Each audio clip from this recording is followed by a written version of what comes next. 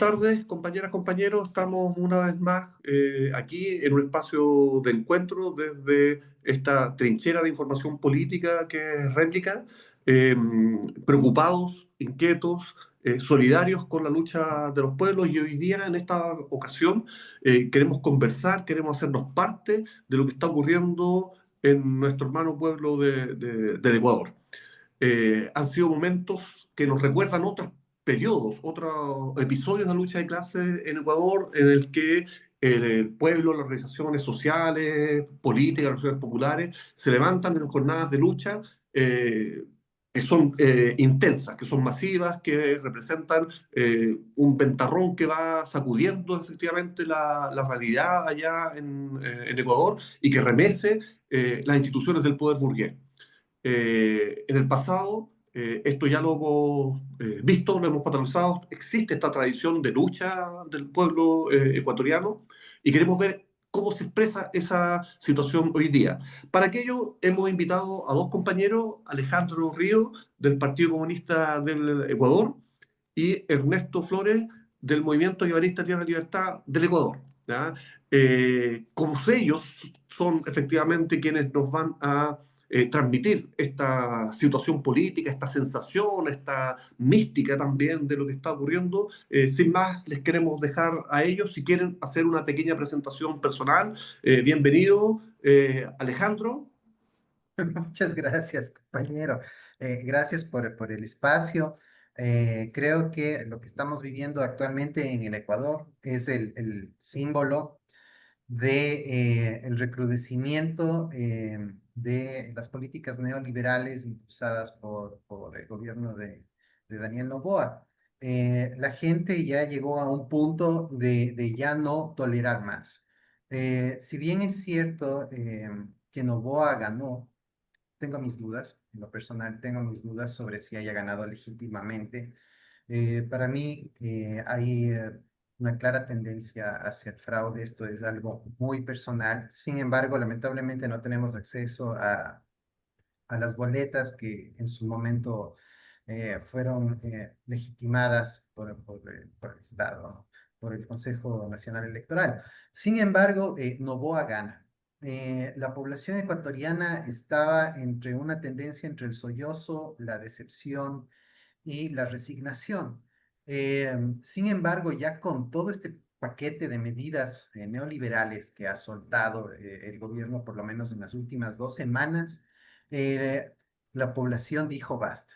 Entonces, estaba el tema minero que convocó el 15 de septiembre al levantamiento en Cuenca, ¿no? Sobre el tema del agua, con respecto a Quimsacocha, que iba a ser un área de explotación y además es un área protegida, es un área con una una rica diversidad de flora y fauna y además tiene una reserva acuífera importante y determinante para Cuenca, por eso es Santana de los Cuatro Ríos de Cuenca. Entonces ahí inicia una serie de marchas, luego ya empiezan a haber sectores autoconvocados a breves rasgos, ¿no? Estoy omitiendo ciertas especificidades de los espacios de convocatoria o de organización que llevaron a las comunidades, sobre todo comunidades rurales, a que empiecen a tomarse la iniciativa de convocarse y de hacer protesta.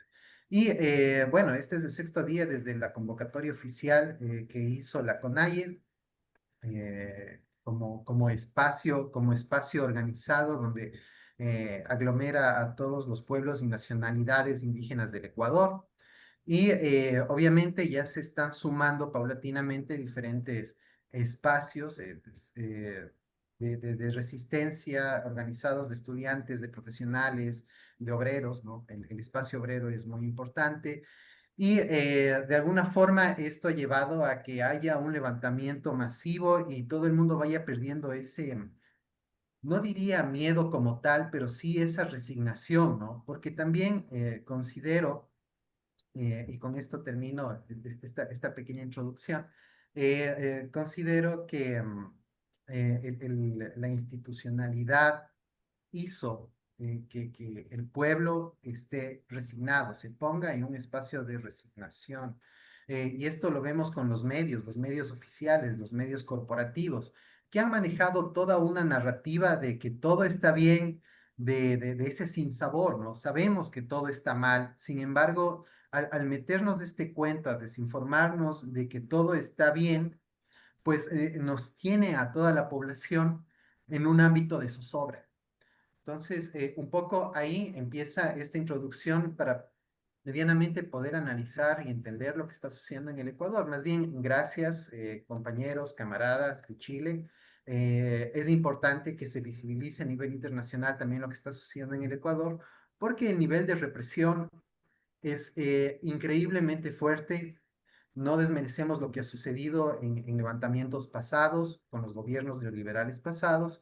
Sin embargo, ahora el tema es que están yéndose contra sectores rurales que se están levantando en una lucha legítima por mantener estable su economía, por poder alimentar a sus familias. Entonces, eso yo creo que es clave y estamos hablando de un gobierno totalmente indolente y agresivo. Estamos hablando de un personaje como Daniel Noboa que muestra claros rasgos autocráticos, ¿no? Y que pretende irse por sobre la Constitución y sobre todos los poderes del Estado. Está demostrándolo. Entonces, eso para iniciar. Gracias. Esto, muchas gracias. Compañero Ernesto, Bueno, compa, igual Alejandro y compañeros que están, luego van a ver la transmisión. Saludo al Movimiento Guevarista Tierra y Libertad. Bueno, el Ecuador está viviendo el sexto día de un paro nacional. Fue convocado por la CONAIE, pero que se han sumado prácticamente todas las organizaciones políticas, populares, gremiales, porque en realidad la situación del país es bastante apremiante, ¿no? Es decir, las medidas económicas y las recetas neoliberales que se vienen aplicando ya hace varios años, pero que con Novoa se ha acrecentado, han llevado obviamente a que en realidad la situación de la clase popular sea muy, muy desesperante, ¿no?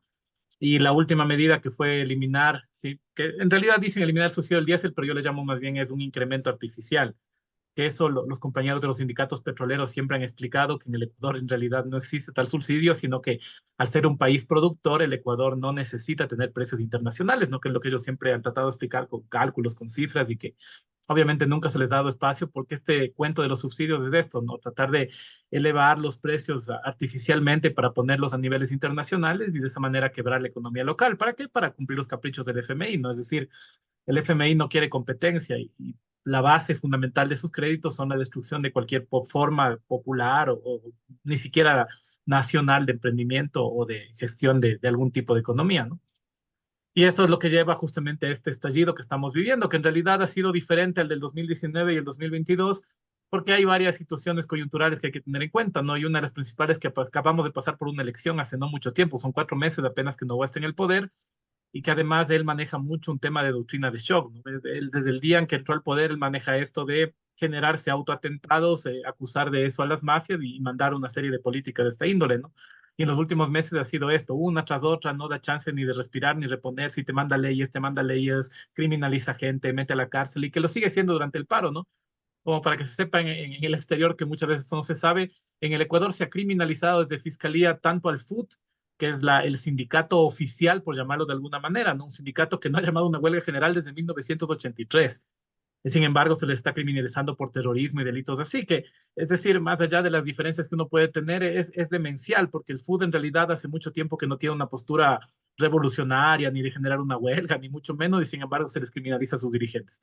Y también a los dirigentes de la CONAIE y del Frente Antiminero, ¿no? Que se les ha acusado a toditos de que supuestamente reciben dineros ilegales, pero a todos es una cosa así de locos, cuando obviamente lo que uno sabe, ¿no? Es decir, que la gente de las organizaciones cercanías o lejanías vivimos al día, ¿no? Porque en realidad no es que existe un financiamiento. Yo comentaba en un post ahora, no me acuerdo, en alguna red social, ojalá tuviéramos financiamiento para un paro. Ustedes saben que el paro sale del bolsillo de la gente, ¿no? De lo que uno puede poner solidariamente.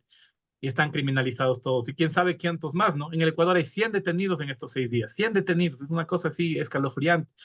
Cientos de personas además con lesiones, cientos de personas golpeadas por la policía, 12 personas que fueron trasladadas desde su lugar Otavalo, que son indígenas, ¿no? A una cárcel en la costa donde el día anterior hubo 14 muertos en una masacre carcelaria. Esto también hay que decirlo, el Ecuador es un país que ha tenido 19 masacres carcelarias, el Estado no controla las cárceles y a estas personas violando justamente la Constitución, la plurinacionalidad, los derechos interculturales garantizados por la OIT, se les traslada a una cárcel lejos de su territorio, nunca obviamente se les leyó sus derechos en Quichua, a menos del juicio, ¿no? Y se les está acusando de terrorismo por nada, es decir, por absolutamente nada. Entonces, en realidad es una situación dura, complicada, y estamos frente a un gobierno que nosotros le catalogamos de fascista, ¿no? Es decir, no será Mussolini, no será Videla, pero es fascista, ¿no? Son nuevas formas, nuevas épocas, y estos rostros empresariales del fascismo a veces son mucho más brutales y terribles, ¿no? Además que nosotros sabemos que no está detrás solamente él, ¿no? Están todos los terratenientes, están todos los narcos, está el imperialismo detrás de estas agresiones brutales que está sufriendo el pueblo indígena. Esperamos que la siguiente semana siga creciendo el estallido, ¿no? Pero hasta ahora se ha sostenido, y tomando en cuenta, como les cuento, la brutal represión, la criminalización, el estado de shock en que estamos, yo sí valoro mucho que se haya sostenido 6 días de paro.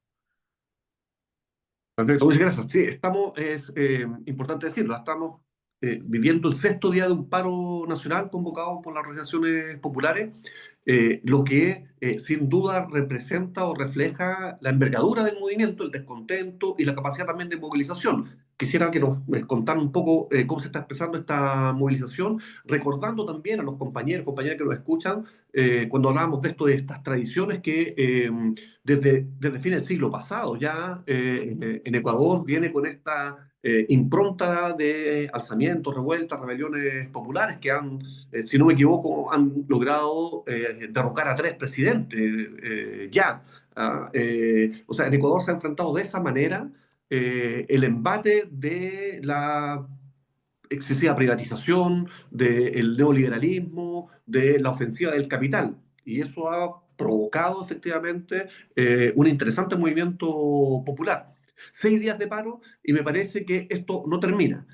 Por tanto, compañero Alejandro, Ernesto, ¿qué se busca más allá de la protesta? ¿No es cierto? ¿Hay objetivos políticos, tácticos, objetivos planteados con este movimiento? ¿Cómo se pretende continuar? ¿Cuál es la búsqueda? ¿Cuál es el camino que se está desarrollando hoy día en el Ecuador? Bueno, por lo pronto, a ver, como bien comentas, históricamente ha habido levantamientos y la fuerza de la CONAIE como confederación de nacionalidades indígenas ha sido sin duda determinante y en su momento supo ser una de las fuerzas imparables que tumbó de los gobiernos, eso está clarísimo. A lo largo del tiempo, la CONAIE siempre se ha mantenido organizada por su capacidad de acordar conjuntamente con todas las poblaciones, de hablar directamente con sus bases, y eso yo creo que es una gran fortaleza que permite entender el fenómeno del ámbito desde el mundo indígena, desde la cosmovisión indígena y también desde el ámbito rural, desde el ámbito del agro, o sea, la capacidad de organizarse, acordar y poder afrontar diferentes problemas. En este caso, problemas políticos y económicos.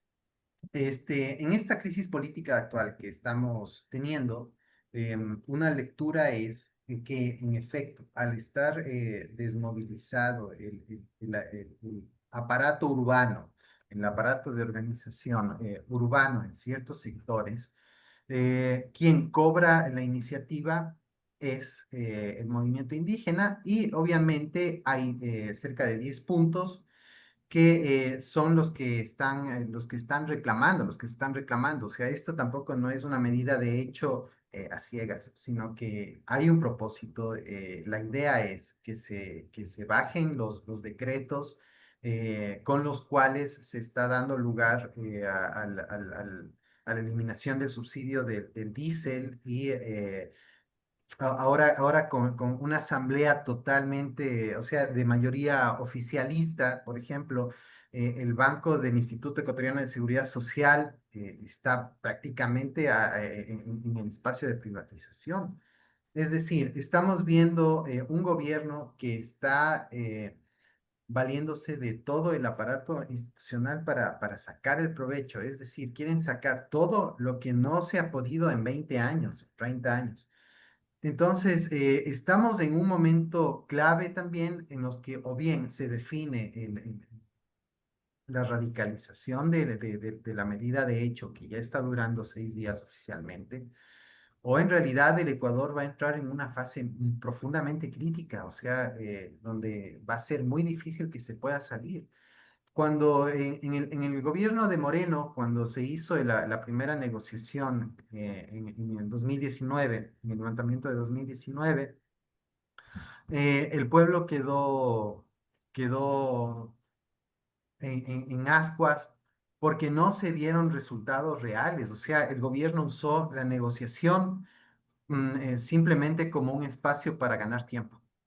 El Ecuador está agotado, estamos en un momento de crisis que además se agrava con el tema del COVID. Y luego, ante la batida del gobierno de Guillermo Lasso Mendoza, tenemos otros levantamientos, pero el pueblo en realidad está profundamente afectado. Y ahí empiezan a fortalecerse estas narrativas que cuento en introducción sobre los medios corporativos, que todo está bien, que quienes se oponen al gobierno están mal. Y como dice el Ernesto, o sea, no solo son los tres gobiernos de turno, o sea, hay intereses de por medio, hay intereses internacionales. Hay intereses de Estados Unidos están clarísimos. O sea, el Fondo Monetario Internacional ha estado constantemente peleando, peleando, peleando para que sus paquetes, para que sus medidas neoliberales se ejecuten en toda Latinoamérica, en Ecuador. O sea, estamos viendo también un estallido con los hermanos peruanos. No es algo no es algo aislado. Sin embargo, claro, o sea, ahora ante toda esta coyuntura, ante todos los estallidos sociales que incluso se están dando a nivel mundial por el tema de Gaza, en Estados Unidos, al interior del país también hay levantamientos sobre diferentes ámbitos. em, eh, tenemos que ir cogiendo con pinzas cada uno de los levantamientos que se están dando. En el caso de Ecuador, lo que estamos viendo es que los objetivos son que se deroguen los decretos con los que se implementa, con los que se intenta establecer las nuevas medidas económicas, rechazar totalmente la agresión y la criminalización de la protesta social, que liberen a los 100 manifestantes que han sido atrapados, que es cierto, o sea, lo que dice Ernesto es totalmente cierto, es increíble, es una barbarie, ¿cómo se les ocurre? Y esto es un intento de amedrentamiento profundamente fascista, ¿no? Totalmente fascista, en el cual llevan a quienes están manifestándose, al pueblo que está manifestándose directamente a cárceles, donde previamente, horas antes, hubieron masacres carcelarias, hubieron mutilaciones. Entonces, esto tiene una intentona también. Es una doctrina del shock. El Ecuador está amenazado por esta doctrina del shock. Estamos bajo los efectos de la doctrina del shock, es decir, una población resignada que no encuentra la posibilidad de organizarse a menos que suceda lo que está sucediendo en este momento. Entonces es terrible ver cómo están criminalizando y cómo empiezan a amedrentar a quienes deseen organizarse. Es decir, te organizas y vas preso porque te consideramos terrorista y no te damos las garantías las garantías que tiene todo ciudadano para poderse defender. Eso es espantoso. Y además, ayer hubo un coche bomba en la penitenciaría del Litoral, en Guayas, ¿no? Y es decir, está aumentando el nivel de violencia, el nivel de miedo. Los gobiernos anteriores también lo hicieron. Cuando se iba a dar o se iba a soltar alguna medida importante, previamente habían estallidos en las cárceles, había masacres, es decir, se usa de carne de cañón, no solo al privado de la libertad, o sea, como tal, sino al pueblo que está levantándose con su legítimo derecho a reclamar, que incluso está establecido en la Constitución, ¿no? Y se le lleva y se le deja a su suerte, o sea, esto no es, no, es una cosa loquísima. Y aquí tenemos a Ernesto, o sea, compañeros de Ernesto han vivido, están viviendo esto, compañeros nuestros también han vivido. El nivel de violencia es de un gobierno represor y es de un gobierno que busca sacar réditos en función y en beneficio del sector privado. Perfecto. El sistema capitalista tiene gobiernos que son opresivos, ¿cierto? Eso es claro. La represión contra el movimiento popular también es una constante, que varía según la intensidad. Pero ustedes nos están contando, nos están comentando de características fascistas del gobierno. Mi pregunta es, ¿son particulares de Noboa? ¿Hay un personalismo o la clase dominante en Ecuador se está decantando por la solución más reaccionaria para mantener la opresión? Y en ese sentido, Noboa es continuidad o ruptura en relación a los últimos gobiernos capitalistas burgueses en Ecuador, y cuáles son las perspectivas desde el punto de vista de la clase dominante. ¿Ah? ¿Qué está buscando la clase dominante con la imposición de medidas que apuntan a restringir aún más los derechos y las garantías para el pueblo? Bueno, desde nuestro punto de vista, este es un proceso que se da justamente a partir del año 2019, ¿no? Es decir, el capitalismo siempre tiene una vertiente fascista, siempre, porque es parte de su naturaleza. No obstante, cuando se dan procesos como el 2019, Marx en el 18 de Brumario dice una cosa que es clave, ¿no? Él dice, cuando se inicia una insurrección hay que llevarla hasta el final, si no, luego viene la respuesta de la reacción. Y claro, en el 2019 fue una insurrección espontánea que no se llevó hasta el final, por razones que, bueno, ahorita no interesa conversar. El caso es que eso llevó a una reacción de la clase dominante, ¿no? Es decir, toda la violencia del Estado, de la burguesía, se lanzó contra el pueblo. Y se lanza no solo con los militares, con los gobiernos, con las cortes de justicia, sino también con los GDOs, con la mafia, ¿no? Es decir, estas fuerzas militares del narco no son proletariado, pues son fuerzas justamente de la burguesía y son fuerzas que accionan contra el pueblo, contra los trabajadores, contra las personas que están en las zonas rurales que están controladas por este tipo de grupos, ¿no? Y esa violencia que se ha lanzado contra el pueblo va estructurando justamente una condición de fascismo, pero que tiene características diferentes. Por ejemplo, esta, ¿no? Está atravesada por el crimen organizado. Hay otra cuestión que es justamente el aparataje de comunicación, que es algo que quizá en otras épocas no había, ¿no? O tal vez sí, de otras formas. Pero ahora también es una cadena permanente de desprestigio, de descrédito, de criminalización que hacen los medios de comunicación formales, que hace la prensa escrita, que hace a través del TikTok, todo el mundo. Es decir, en las movilizaciones nadie le baja a los manifestantes de terroristas, ¿no? Y si son más avesados, ya te acusan de minero ilegal, te acusan de GDO, de Tren de Aragua, de cuánta locura se le ocurre al tipo que está hablando. ¿Y por qué? Porque tienes un tatuaje, ¿no? Si tienes un tatuaje, eres venezolano, eres Tren de Aragua, listo. Personas venezolanas que paradójicamente a veces justamente tienen una postura de derecha por las condiciones de lo que ha pasado en Venezuela, ¿no? Y que claro, cuando son las elecciones les entrevistan y le dicen, oye, ¿vas a votar por los socialistas? No, porque no quiero que sea Venezuela. Y ahora son Tren de Aragua, es decir, el chivo expiatorio de todo lo que pasa, ¿no? Y creo que hay una tercera condición que es importante y es que Novoa es un gamonal, ¿no? Que es una cosa que nosotros lo estamos también planteando, porque si bien pertenece a esta burguesía criolla que siempre ha sido medio gamonal, pero Novoa es propiamente un gamonal, ¿no? Es el dueño de tierras que son prácticamente 4 o 5 provincias de la costa, ¿no? Su familia son los mayores hacendados del país, son los mayores exportadores de banano y otras sustancias, ¿no? Porque también eso se investigó, pero Fiscalía justamente Mm. eliminó la investigación que había sobre su familia y además tienen una lógica de actuar de esa manera, es decir, ellos se creen los patrones de la hacienda. Por eso ningún campesino, ningún indígena, ninguno puede decirles nada porque si no automáticamente es un pendejo, un estúpido, un manipulado, un terrorista, un criminal que tiene que ser castigado con la brutalidad del Estado. Yo decía en alguna entrevista que me hicieron recién, esta escena de estos compañeros que son mandados a la cárcel de la costa, a mí me recuerda al indigenismo de los años 30, ¿no? En la literatura donde los autores decían esto, que al rebelde en la hacienda le cogían y le mandaban a las cárceles de Galápagos o del Oriente a que se mueran. Y es más o menos así, es decir, le cogen al rebelde, ¿no es cierto?, al que le agarraron ese rato, que vaya a saber usted si estuvo o no participando, porque eso todavía está en discusión, y le mandan a una cárcel de la muerte a ver cómo se defiende. O sea, es una cuestión que a mí me recordaba eso cuando sucedió. Yo me sentía así como espeluznado, era como estar leyendo una de estas obras de los años 30 que uno creía que ya no pasaba, pero pasa porque tenemos un gamonal en el gobierno, ¿no? Entonces eso va sumando, pero a fin de cuentas es la clase dominante que está defendiéndose de algo que ellos saben y que nosotros sabemos, y es que esto no se va a detener.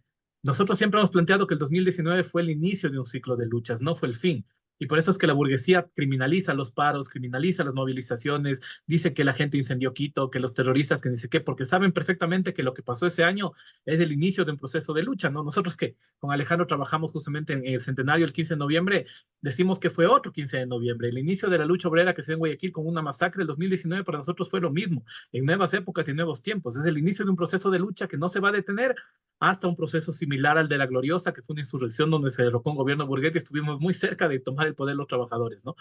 Y yo creo que ahora estamos en un proceso similar. Por eso yo creo que este paro, un poco respondiendo también a la pregunta anterior, tiene tres posibilidades la siguiente semana.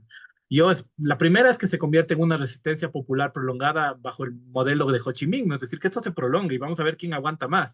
Y yo estoy seguro que los militares están aquí, ¿no? El Ecuador es un país totalmente pobre, es decir, quizá eso no sabe fuera, pero es así. El ejército ecuatoriano no ha tenido una guerra más de 2 meses, ¿no? Y ahora les tienen movilizados a los militares ahí disparando a la gente, pero ¿quién va a aguantar más? ¿Las comunidades o los milicos, no? Y vamos a ver qué pasa en el futuro. La otra posibilidad es que se dé la toma de Quito, ¿no? Es decir, que es algo que está ahí en el aire y que no sería raro que vuelva a pasar. Yo sé que todavía en Quito no ha habido un estallido mayoritario, entre otras cosas porque los barrios están desorganizados, por la acción de los grupos criminales, porque en realidad parece que falta, pero la espontaneidad de las masas es así, ¿no? Es decir, nosotros venimos trabajando para que no sea espontáneo, pero nadie sabe. Mañana pasa algo en algún lugar del país y tienes todos los barrios de Quito incendiados, ¿no? Y es algo que no sería raro que suceda. Y la tercera es que nos venzan el paro, que el paro sea derrotado. Pero yo en realidad, en este momento veo que si logramos llegar al lunes hay que tener cuidado, porque el ejército ya muestra signos de debilidad. En los lugares, por ejemplo, lo que comentaba Alejandro, ¿no? Esto de que el gobierno comienza a ponerse bombas a sí mismo en la penitenciaria, porque eso tiene todo el olor de un autoatentado, hablan de que hay una desesperación. Ahí en los medios de comunicación pasaron una noticia en todas partes, se acabó el paro, porque unos esquiroles en Cayambe habían salido a decir que ya se acababa el paro. Y más tarde en la noche, el presidente de la CONAIE, que le estaban diciendo que andaba escondido, ni sé qué, en Cayambe mismo dice, no, el paro continúa y ahorita las calles están tomadas de toda esa zona.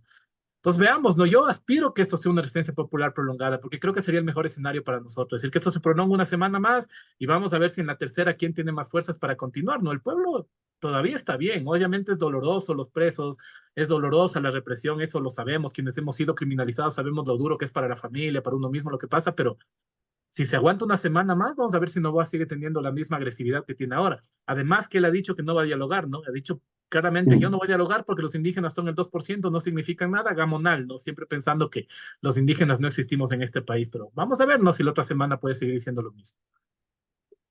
Perfecto. Ahí estamos conversando sobre la situación en Ecuador, sobre la unidad o la continuidad de esta tradición de alzamientos, revueltas populares con la que está en curso hoy día y algunas perspectivas que tienen mucho que ver, muchísimo que ver con la situación propia que está ocurriendo en Ecuador.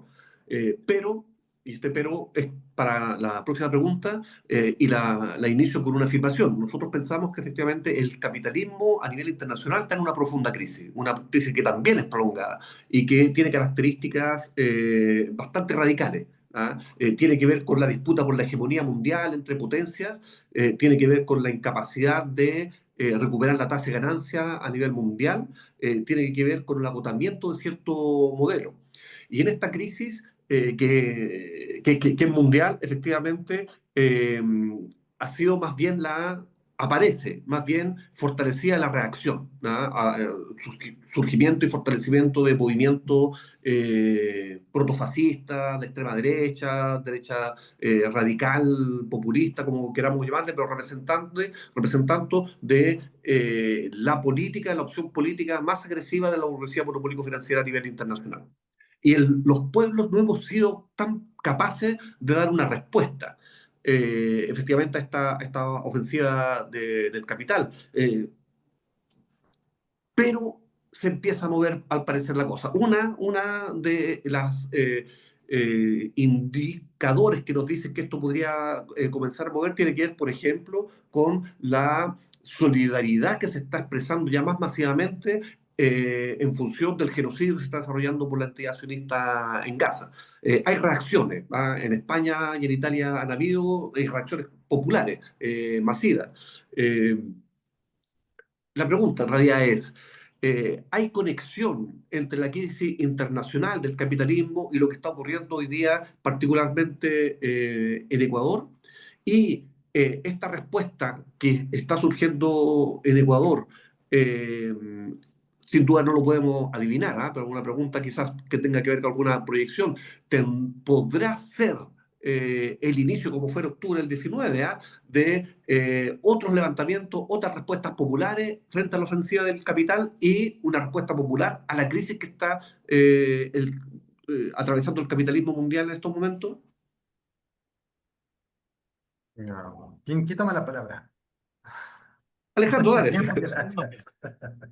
A ver, aquí yo creo que hay un tema que es crucial, que O sea, estamos claros. A nivel global, el auge de, por lo menos, de espacios o de militantes con gran tendencia fascista está clara. En el último quinquenio, por lo menos, hemos visto eh, que el auge sobre todo de generaciones más jóvenes, empiezan a tener una simpatía por este comportamiento fascista. Yo ya no estaría tratando con protofascismo, sino que con fascismos propiamente, porque ya corresponden con discursos totalitarios, con ya no cuestionamientos, sino con acusaciones directas contra la izquierda, ¿no? Descontextualizando cualquier acontecimiento histórico, cualquier hecho histórico, sino directamente, o sea, hay un enemigo, nos levantamos. Entonces, es interesante porque el discurso, por lo menos lo que se ha visto en Europa, es que el discurso es, vamos a perseguir a la izquierda, vamos a perseguir a los migrantes, ¿no? En Estados Unidos, ahora que fallece Charlie Kirk, fallece alguien que estaba en favor del porte de armas, de la persecución a migrantes, alguien que profundamente con un discurso pro blanco, por no decir absolutamente blanco, porque así es como te están metiendo los medios, cuando en realidad estábamos hablando de un personaje francamente fascista. Entonces, ¿qué es lo que sucede a nivel global?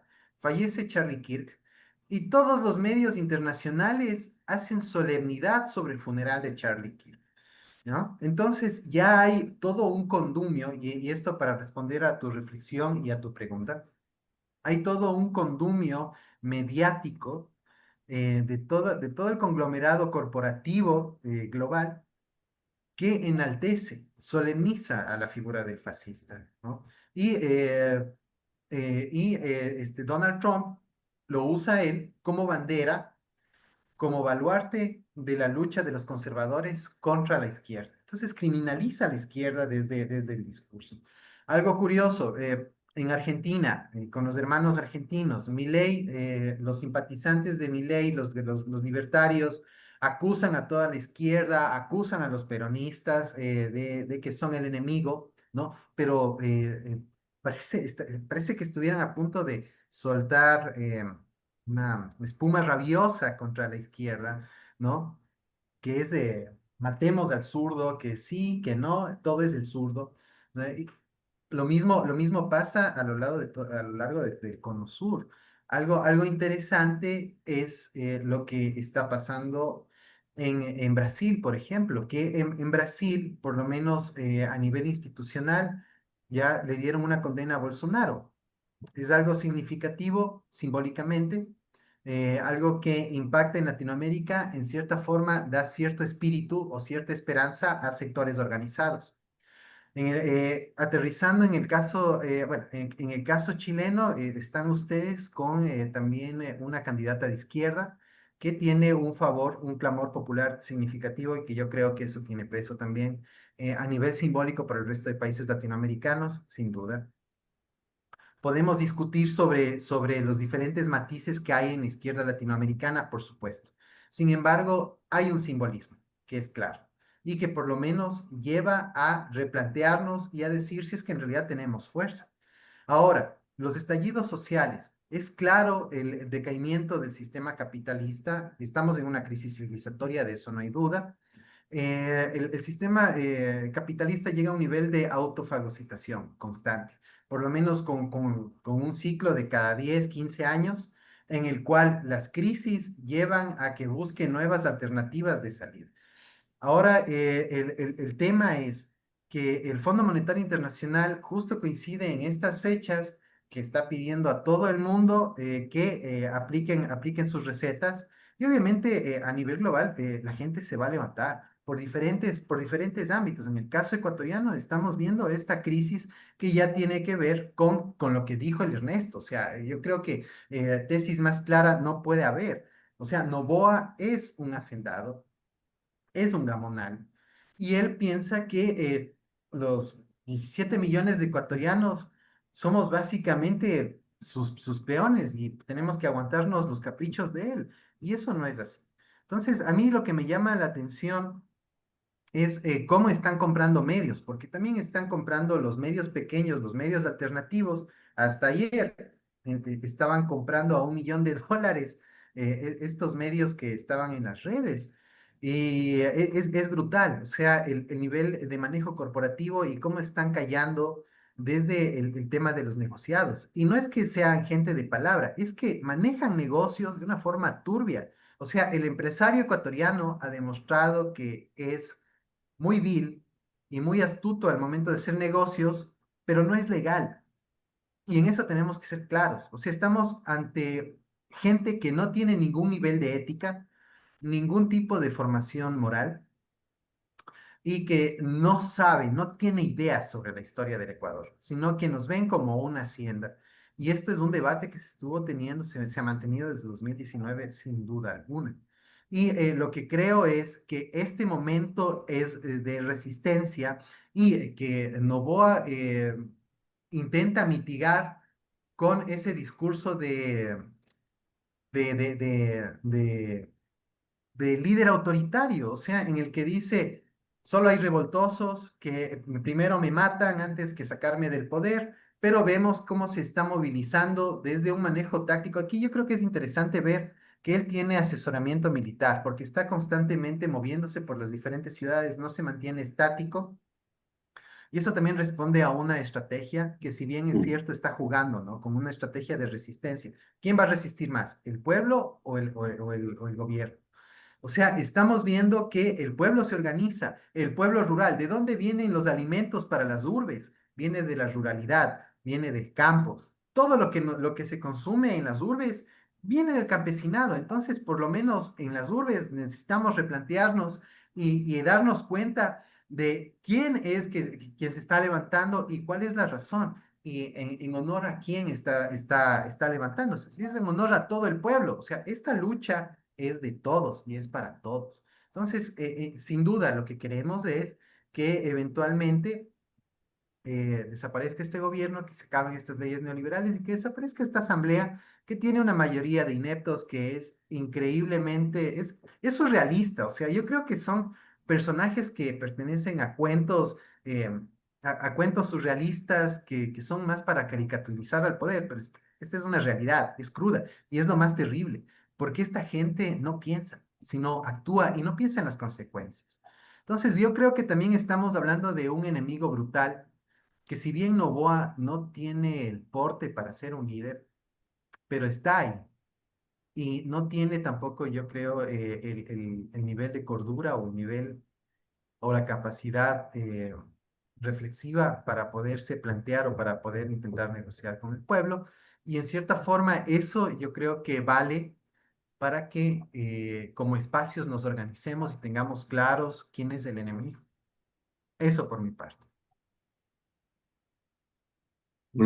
Ernesto, ¿para ti existe alguna concatenación entre la crisis internacional mundial del capitalismo y lo que está ocurriendo hoy día en Ecuador? ¿Y hay perspectivas para que esta lucha que hoy día está protagonizando el pueblo ecuatoriano se vaya internacionalizando de alguna manera?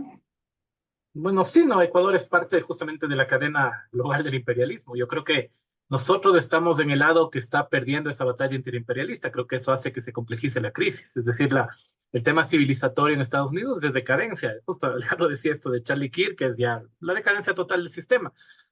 Son cosas simbólicas por comentarlas, ¿no? Este hecho de que la mujer llega al funeral de su marido como si fuera un evento de lucha libre, que la gente se ríe, es la muestra de la decadencia, ¿no? Es decir, compara eso con el desfile que hicieron por los 80 años del Chunsoft sobre el fascismo en China y ya tiene la diferencia fundamental de que acá está en la decadencia total. Entonces, nuestro imperialismo, lamentablemente, estamos ubicados en el lado perdedor de la historia. Entonces, por eso es que estamos viendo toda la podredumbre.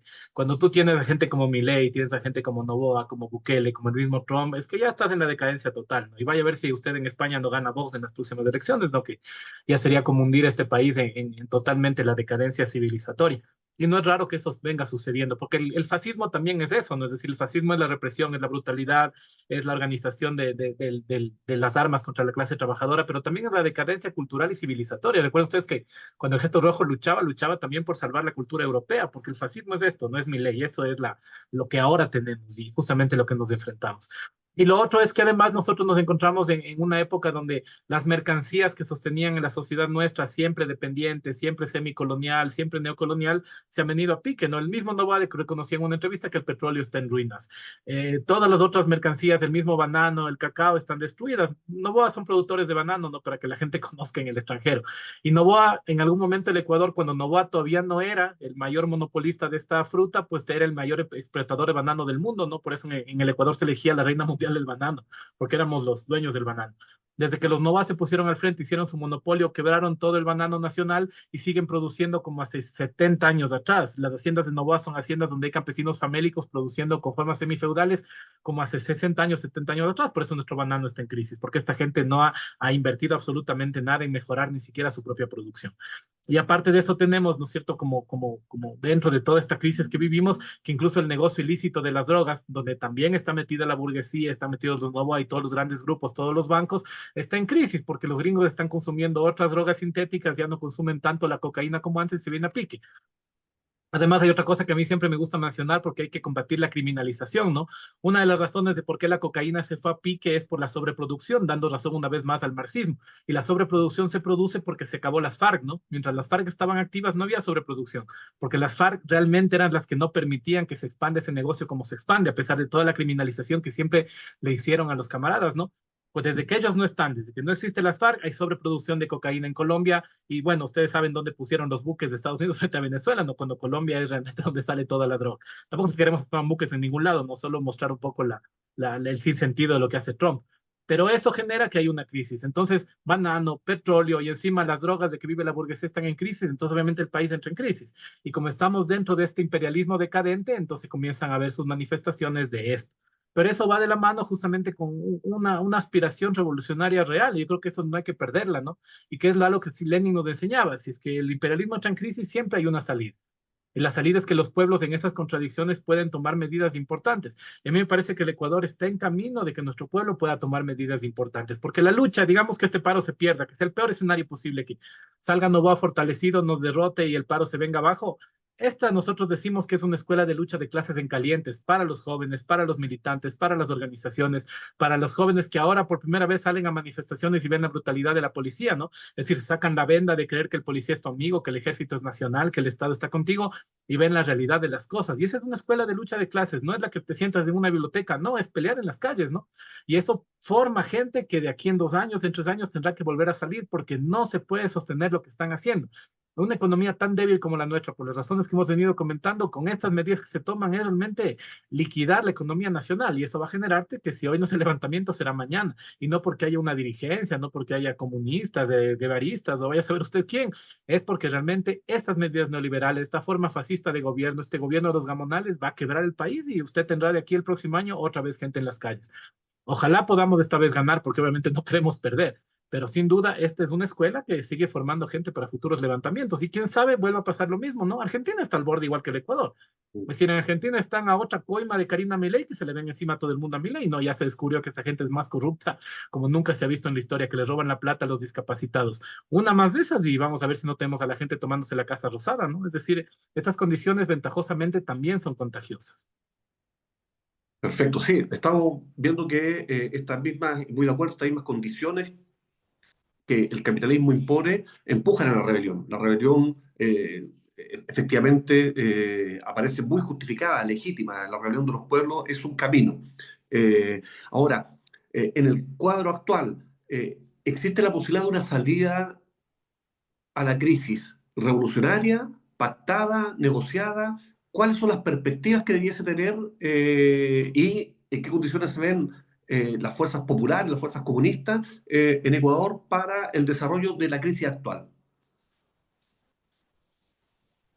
Teniendo en cuenta las actuales condiciones en las que estamos viviendo, la única forma ya sería derrocando al gobierno. O sea, no hubo intención de diálogo desde el inicio. Ahora el discurso se mantiene.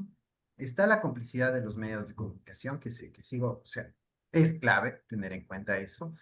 Y el Ecuador no puede aguantar. una medida económica que termine afectando a la mayor parte de la población trabajadora. O sea, no hay sentido. El sacrificio que están haciendo las compañeras, que están haciendo los compañeros en sus comunidades, no puede quedar en vano. O sea, no solo es ser consecuentes, que para mí es clave, hay que ser consecuentes con la lucha, eh, sino también tener en cuenta cuáles son nuestras condiciones de clase. O sea, nosotros trabajamos por un salario, somos obreros, somos trabajadores, ¿no? Y desde diferentes ámbitos, la única capacidad que tenemos ahora es de organizarnos y de levantarnos.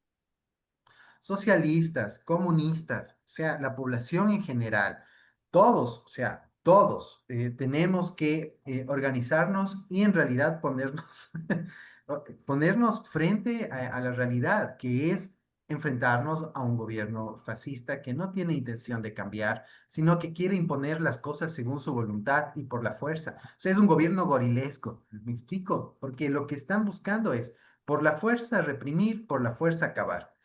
Y no puede seguir así. Yo creo que considero que una de las formas es llegar y tumbar el gobierno, porque no hay otra opción que lleve a que este personaje, quien es Daniel Noboa, pueda seguir en el poder y cambie de actitud. No lo va a hacer. Y además tengamos en cuenta otra cosa, que siguiendo con lo que explica el Ernesto, o sea, viene el Noboa. ¿Y dónde se están incautando las drogas a nivel mundial? O sea, en contenedores de banano. O sea, no sé si es que, yo creo que esto es importante decirlo a nivel internacional para todos los hermanos de Chile y para Latinoamérica. Cerraron las cuentas, bloquearon las cuentas de los comuneros que están levantados en las protestas. O sea, el gobierno bloqueó. Pero es interesante que tienen la capacidad para hacer ese bloqueo a organizaciones, a personas, a individuos que forman parte de las comunidades, pero no pueden hacer el bloqueo para todos quienes están vinculados con el narcotráfico. Entonces, aquí hay un doble rasero que tenemos que tener en cuenta. O sea, el gobierno siempre ha tenido la capacidad para hacer manejo, inteligencia, pero no es la inteligencia para acabar con la delincuencia y el crimen organizado, que por lo menos es el verdadero enemigo también para los ecuatorianos, sino es para los críticos, para las organizaciones que están levantadas contra el Estado. Entonces, eso es muy preocupante. O sea, creo que tiene que irse Noboa, no creo que cambie. No es un líder carismático, por ejemplo, y no tiene la capacidad para acercarse y para ser amistoso desde un tema comunicacional. No tiene la capacidad diplomática para poder empezar a dialogar desde el ámbito político y no tiene la capacidad para visibilizar una intención personal para sacar un acuerdo mutuo, un acuerdo mínimo. Él solo se respalda por Fuerzas Armadas y Policía Nacional y ellos reprimen. Llama la atención el día de hoy en la mañana, en las primeras horas, se hablaba que un general de las fuerzas terrestres del Ecuador dejaba su cargo y entraba otro. Entonces, eso también nos pone a pensar hasta qué punto los militares están dispuestos a aguantar eh, la forma de hacer política de un gorila. O sea, es así. Eso por esta parte. Perfecto. Ernesto, lo mismo. ¿Cómo debería avanzar esto? ¿Esto va hacia la ruptura? ¿Va hacia cierta negociación, recambio de gobierno? ¿Es posible una salida popular después de derrocar al presidente? Y con salida popular me estoy refiriendo no solamente a la forma que se vaya expresando, sino que también es posible la construcción de un nuevo poder en el Ecuador en las circunstancias actuales. Bueno, nosotros creemos que es totalmente posible, ¿no? Es decir, las medidas ya en la realidad habrá que ver qué sucede, porque como Simón Bolívar decía, nos ha engañado más por el engaño que por la fuerza, ¿no? Y el engaño es parte de la negociación. Las mesas de diálogo liquidaron los paros del 2019 y 2022, así que yo tampoco me parece absurdo que vuelva a pasar. Puede volver a pasar. Sería un error. De nuestra parte, obviamente, jamás plantearemos algo así. Si nosotros decimos que es fascista, obviamente ya con el fascismo no se dialoga, ¿no? Con el fascismo se combate, no hay nada más que decir. Entonces jamás nosotros plantearíamos que con esta gente se puede conversar, porque esta gente lo único que va a hacer es engañarte y luego hacer lo mismo que hacen siempre. Puede pasar, es una posibilidad. La otra posibilidad es que se gane el paro, ¿no? Eso también es una gran posibilidad. Yo no creo que eso sea tampoco estar muy lejos de la realidad, porque esto se está sosteniendo. Y yo además estoy viendo que todavía falta mucho por movilizar, es decir, no es que ya se acabó ni todas las fuerzas campesinas ya quemaron sus recursos, no, eso no es así. Yo todavía he visto que Cotopaxi y Chimborazo han estado cautos, me imagino que en las comunidades todavía están discutiendo si es momento o no de salir al paro, lo mismo pasa en la costa, lo mismo pasa con los trabajadores de la ciudad, ¿no? Nosotros hemos conversado con muchas organizaciones que en realidad no pueden salir al paro porque están trabajando. Yo mismo estoy trabajando. Yo trabajo las 8 horas o 12 horas que trabajo al día porque no hay más opciones, porque no hay un movimiento sindical que realmente pueda frenar el trabajo en las ciudades. Entonces no tienen que trabajar. Pero uno está atento a ver qué pasa, ¿no? Es decir, el día de mañana se suspenden clases y van a ver que va a haber otro montón de gente en las calles. El día de mañana se suspenden ciertas actividades laborales y va a tener un montón de sindicatos movilizados. Lo que pasa es que es difícil. El trabajador autónomo, que también trabajamos nosotros, que es una fuerza gigantesca, come del día, ¿no? Es decir, ahí es difícil también. No es que pueden dejar de trabajar y nos vemos, salen en la tarde cuando ya las cosas se dan. La última vez nuestros compañeros estaban en las carpas protegiendo a los manifestantes, no por contar algo en la última represión que hubo en Quito, compañeros nuestros de la Organización de Trabajadores. Pero justamente esas son dificultades, pero que en un momento puede estallar y veamos qué pasa. Entonces yo no descarto. Pero nosotros somos ambiciosos, nosotros creemos que se puede generar una huelga general. Es decir, nosotros con algunas organizaciones cercanas seguimos planteando que hay que caminar hacia allá. No sé si esta vez, no sé si de aquí a un año, no sé si a dos, pero tenemos que lograr parar la producción. El campo y la ciudad deben parar la producción de la burguesía y ponerles contra las cuerdas. Yo no creo que es un sueño descabellado. Si un paro se puede levantar, que es un nivel para nosotros más bajo de lucha, una huelga general donde consciente y organizadamente se pare la producción de la burguesía, yo no la descarto ni creo que sea imposible. E incluso ir más allá, ¿no? ¿Por qué no? Es decir, las contradicciones del imperialismo son muy fuertes, las contradicciones de la burguesía son terribles. Hay una crisis en términos de Gramsci estructural de nuestra sociedad. Es decir, hay que soñar más adelante, ¿no? Y creo que las organizaciones tenemos el deber de impulsar que se vaya hacia allá. Nuestro llamado a la huelga general, que siempre lo hacemos, no es una moneda al aire, es algo que nosotros creemos que se puede organizar y se puede preparar, y que en el contexto del paro se puede dar también. Es decir, si las condiciones se aceleran, como Lenin nos enseñaba, lo que no pasa en 15 años pasa en 10 días, también puede llegar a pasar. Están pasando muchas cosas en el mundo. Entonces vamos viendo cómo se va moviendo esa situación. Pero por ahora, creo que la tarea fundamental es sostener el paro. Yo creo que es la tarea para todos, sostener el paro y que esto avance hasta la próxima semana. Y el lunes vamos con fuerza a ver qué nos depara justamente este acumulado de fuerzas que hay que hacer este fin de semana, y creo que la gente lo está haciendo, ¿no? Es decir, las organizaciones no han bajado los brazos. Mañana hay una movilización en Quito, 10 de la mañana, que es justamente por temas de reivindicaciones del feminismo, del tema del aborto, pero todo el mundo veo que está sumándose, es decir, gente que no comparte las ideas, que sí comparte, que son más o menos cercanos, están diciendo, vamos a la marcha porque hay que moverse, de alguna manera hay que estar ahí. Y si esa movilización mañana en Quito logra ser masiva, yo estoy seguro que el lunes tenemos que el paro sea sostenido. Entonces, para mí la tarea inmediata es sostener el paro. La larga es hacer la revolución, pues llevamos hacia allá, pero creo que si sostenemos el paro estamos dando un paso muy importante hacia ese sueño que todos tenemos, ¿no? Muy bien, muchas gracias. Hemos estado conversando, estamos conversando, ya estamos llegando hacia el final de este episodio con Alejandro Ríos, miembro de la Comisión de Reorganización del Partido Comunista del Ecuador. Estamos conversando con Ernesto Flores, vocero del Movimiento Guevarista Tierra y Libertad, compañeros que están sobre el terreno, en el escenario de la lucha que se está desarrollando en el Ecuador, y hemos conversado sobre cómo llegamos, la tradición de lucha y algunas perspectivas del movimiento popular hoy día en el Ecuador. Queremos enviar desde aquí, desde todos los rincones, nuestra solidaridad internacionalista con el pueblo ecuatoriano, toda nuestra fuerza para seguir avanzando, sosteniendo el paro, avanzando en formas superiores de lucha, acumular fuerza y que esta acumulación de fuerza vaya a convocar efectivamente a un nivel de organización y forma de lucha superior que pueda transformar definitivamente la realidad en Ecuador. Y con eso decimos también, pensamos que la tarea de los comunistas, la tarea de los revolucionarios del mundo es tomarse el poder y no ir maquillando efectivamente el poder. Compañero Alejandro, Ernesto, empezamos a despedirnos. Les doy la palabra para 2, 3 minutos, últimas conclusiones y despedirnos por esta ocasión.